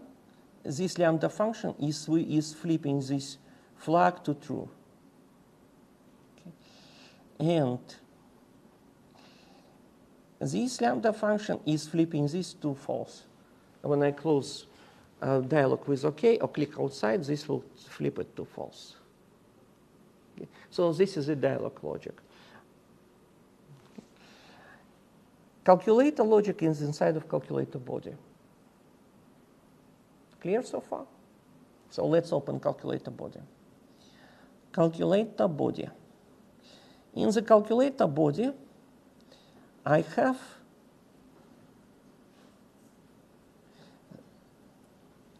remember mutable state, remember mutable state, remember mutable state. So my states of UI are not in view model, they're directly as state variables. Similar to dice roll, but I have several of them. Okay? So when I update either of them, it will trigger updates of the screen. This will call again, and will display a new one. Okay. I have states for input. Service cost input, it's a state as a string. You see string. It is what I type in this text space. So it is text input, so I need to parse it in order to get a number out of it. So this part is the state of this piece. A bill before tip, I'm converting this variable. It's also by because I'm using delegation. This is parsing, and when it is null, because you see two double or null, if it cannot parse, it will be null. This will be assigned to 0, because I don't want this to be nullable. I want to have it as double. Okay. So if I type letter here, as a side effect of it, this will become null. This will become null and 0, 0. Because service cost will be used as null in calculation, as 0 in calculation. A result of parsing will be null, but this, what is this? Elvis separator. If what is in front of it is null, use what is after it. Question mark column, it is Elvis separator, whatever. Okay, let's call it Elvis because it looks like a Elvis sideways. It is his hair with and his eyes. Yes. If we're using a mutable state, why does the value always change when you rotate the screen? What do you mean? Like, since you're using a state value for the service cost, when you rotate the screen, if you like write a number, then it will disappear when you What disappear? I missed it. Okay, like if you write a number on the tip calculator. When I type something, Yes, and then it goes to 0, you see. It doesn't go to 0? Yes. It disappears to 0 because. No, I mean if you rotate the screen,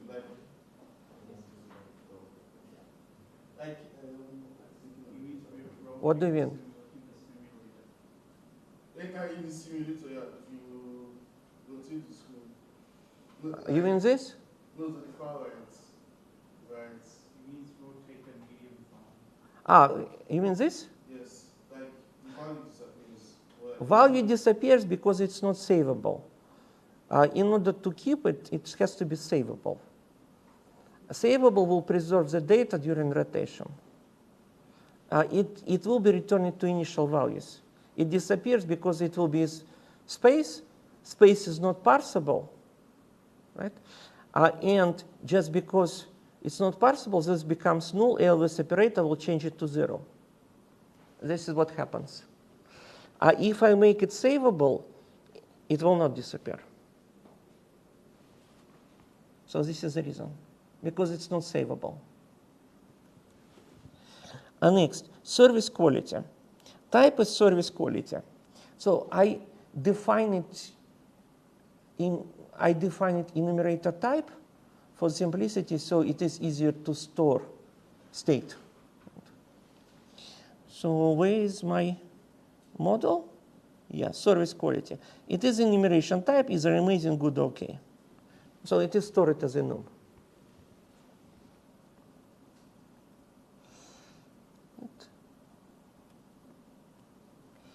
So service quality, it is enum.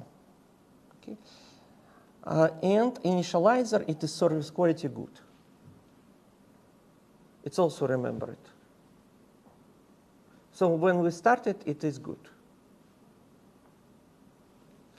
And next, I have this state. It is for this part.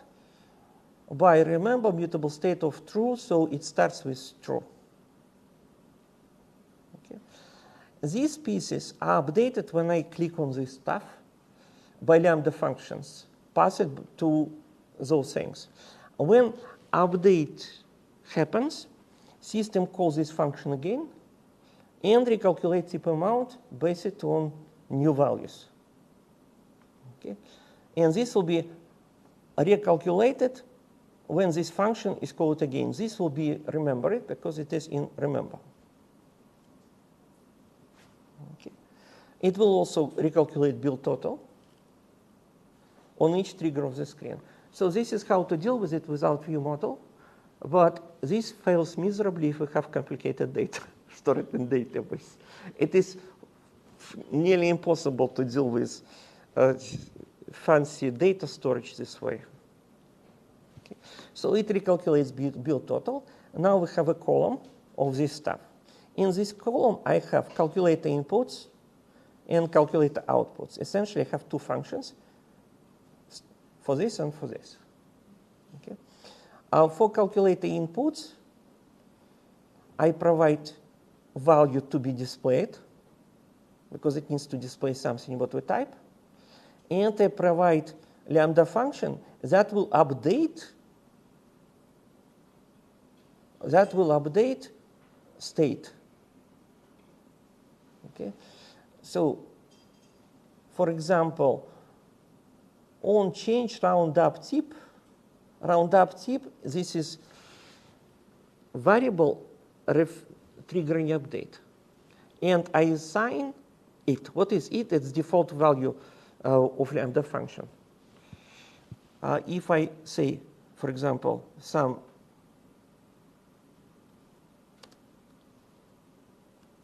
like this, okay. So it is just shortcut to avoid this repetition. It is default parameter name, if you have one. Okay.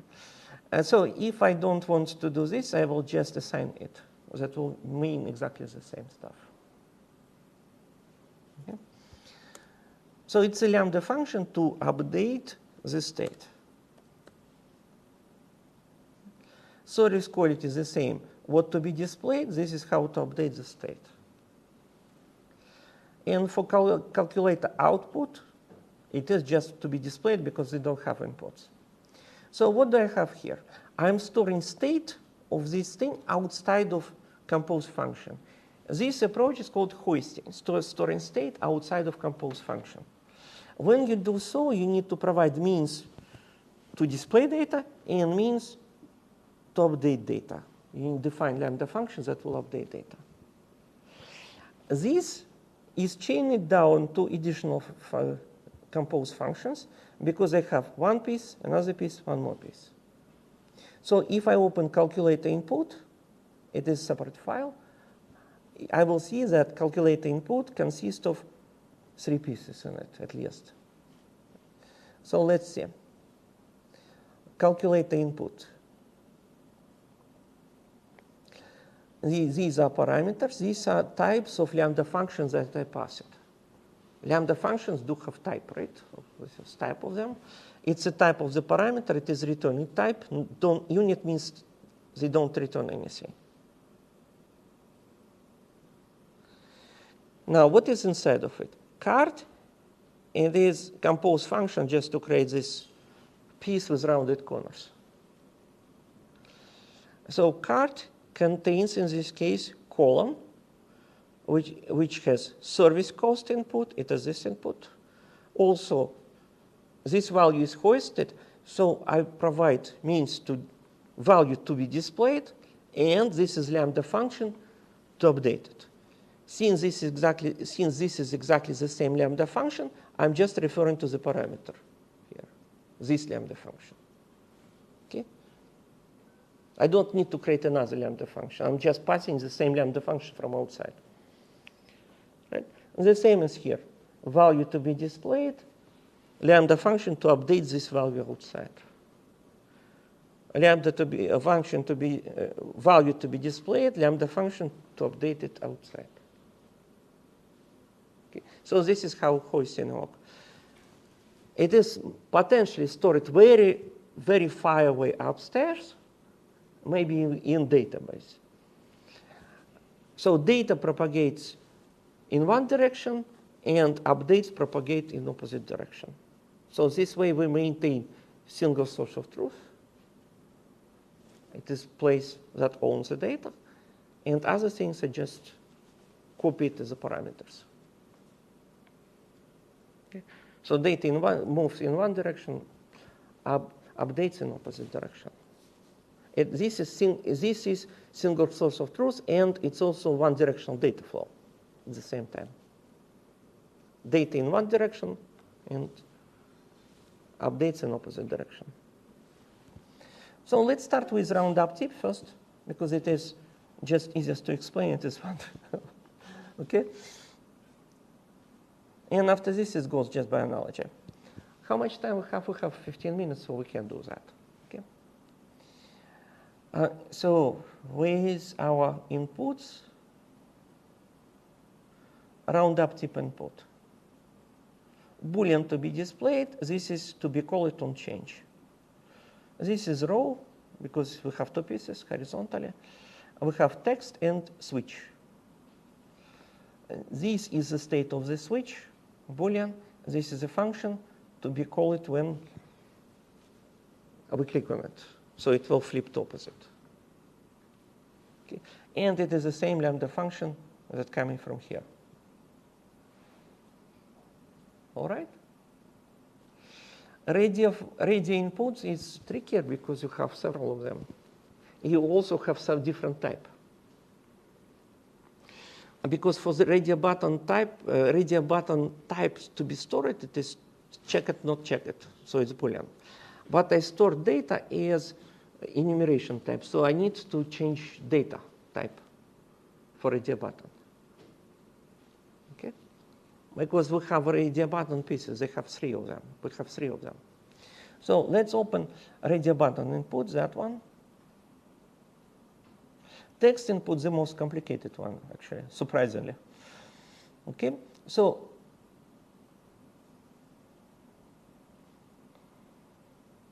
service quality input. I have a column, this column, that contains 3 rows.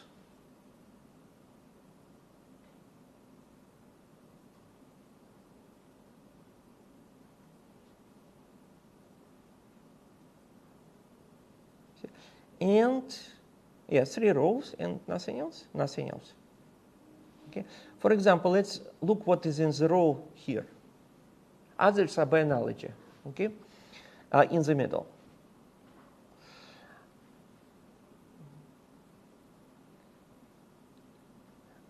I made entire row clickable. It means I don't have to click on radio button itself in order to switch it. I can click on text as well. So entire row is clickable. So I don't use click on radio button explicitly because it belongs to the row. It is just convenient. So when I click on it, it will select radio button. If I just handle clicks on the radio button, I cannot click text. Because I can, but it will not select radio button. So this is how to make item clickable when it's not even radio button.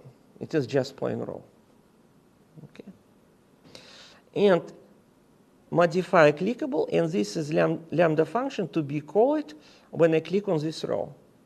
So I'm calling on change from outside, and since I click it good, I pass parameter good to that lambda function. So it will be good. Assign it to the state. Okay. But it's not end of the story, because I need to select radio button according to this update. this is assigning state. It will trigger update. So system will call those compose functions top to bottom, and eventually it will reach this path and update state of radio button.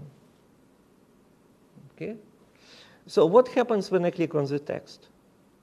Lots of stuff. It will propagate update up and data down, and it will reach this point. Radio button selected, and it will change it to true if this is matching. And it will change other things to false when it's not matching. Okay. So because data is hoisted outside, just plain clicking here does not change this radio button directly. Change will propagate up, change state of it, and data will propagate down. I reach this point, and it will change conditions, radio buttons, according to condition, true is false. So for other radio buttons, I have similar logic, except this is for amazing. It's the first one. Okay. So condition is if service quality amazing, it becomes true. Okay. And on change, it is passing amazing to the top to change state to amazing. So it's also demo for hoisting and unidirectional data flow. Right? Surprisingly, text is the most complicated one. So because this input has tons of options. This is why. It's not just because it's not difficult, it is tons of options. So let's look it up, what it does.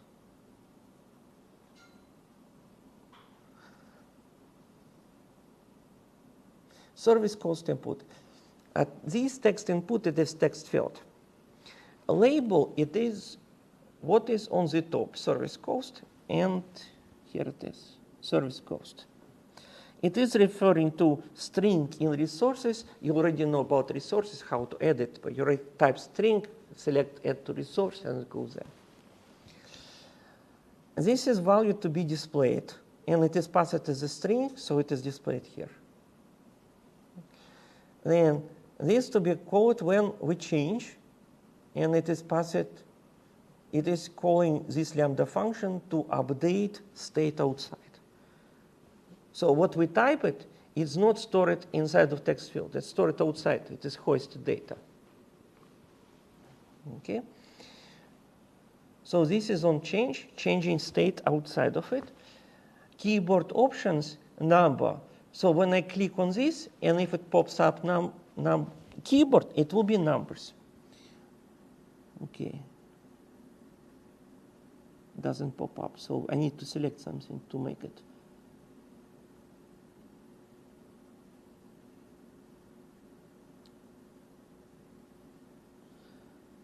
Okay, I don't know why it doesn't pop up.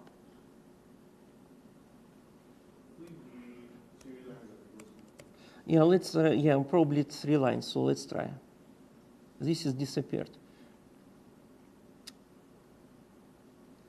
Okay, it's probably 3 lines. If you click on that, it will pop up and it will contain numbers. So it is the settings for the keyboard. On real device, it will be more straightforward than this. Then, single line, true. It's so you cannot just press enter, it will go to next slide. Okay. Text style. In this case, I use it to make it different color. By default, it will be black, and I'm changing this to larger font. And modifier to add additional space around 16 dp. At the previous lesson, we learned what the dp means. It is absolute length. 16 dp will be exactly the same length by ruler on any device. And size in also in dp, because if I don't specify it, it will be just too small. So I decided, okay, let's specify it. So this is how I definitely don't remember it, and I just copy pasted. So in your guess a number exercise, you can copy paste this thing. Just make sure that you know what it means. Okay. In this case, you just rename it, not service cost input, whatever.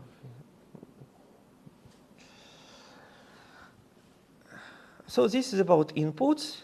Output, just straightforward. You pass these values, and it is 2 rows. A column that contains 2 rows with font sizes and colors formatting.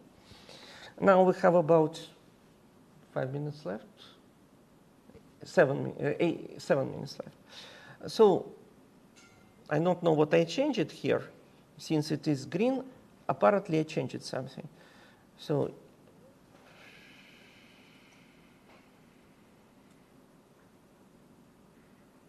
I was editing it and probably added space. So yes, it is added space. So I changed this. So I don't have to commit because I just added space. Let's call that.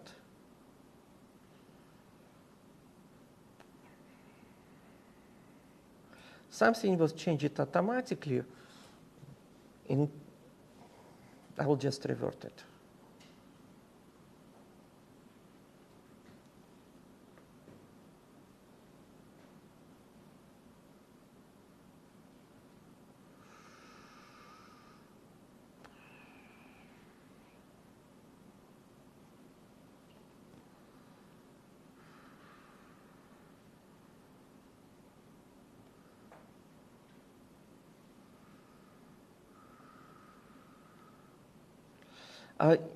I did it to switch branch. You don't need to switch it immediately because we'll continue this to the next lesson. I will just show what is in different branch.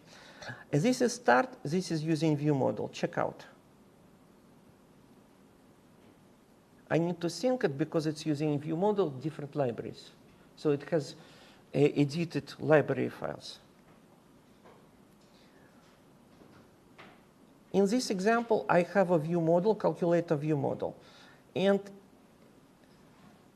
it is still using separate states. It's not using flow in this example. So it is extremely similar to dice roll, simple view model option, right? So I stored these 3 states as var private set in view model. Comparing to the dice, I have 3 values instead of 1. Logic is extremely similar to starting of the lesson. Okay. Now, what is main branch? So I'm switching to main branch, checkout. False checkout. File change it, can be rolled. Yeah, okay, fine. What let's see. What is here? In main branch, I'm using state flow. So it is definitely fancier one. Okay. And I will explain both quickly in the beginning of the next lesson. What is not touched, it is paper or scissors. So this exists in 2 variants, and definitely this is fancier because it is using state flow and it contains more than 1 value. So I decided to join it in 1 object, and I call this calculator UI state object. In this case, calculator UI state object contains all stuff together. Service cost, service quality, roundup tip, tip amount, bill total. Okay. Now it's time probably to finish. And I will stop recording.